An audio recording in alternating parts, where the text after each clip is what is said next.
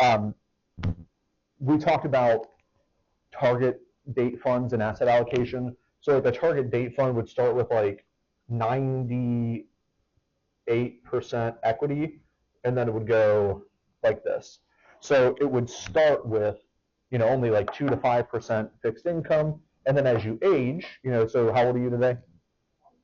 So as you're 22, you probably have like 2%, but then if you hit 32, you might say, okay, I'm up to 12%, and then I'm 42, I have 20 or 30%, and then right, so it keeps going.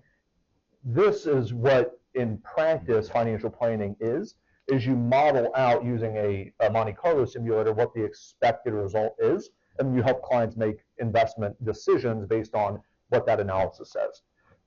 Also, the other thing about this is that, as we've said, conventional wisdom would tell you as you age, you get more conservative, but the bonds are really for safety, not for return, meaning you want them in the 5 years before and after you retire. So your asset allocation actually would probably look like this, meaning that you have more bonds in the relatively danger zone when you first retire, and then you can go up in risk because the majority of your expenses have already been paid through that danger zone.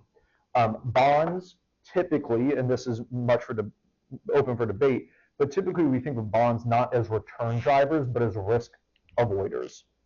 meaning that we want to have adequate bonds, not because we think we're going to make a ton of money on them, but because they're going to allow us to withdraw from the portfolio that is relatively stable, or a portion of the portfolio that's relatively stable when equities are down, giving us enough time for equities to recover.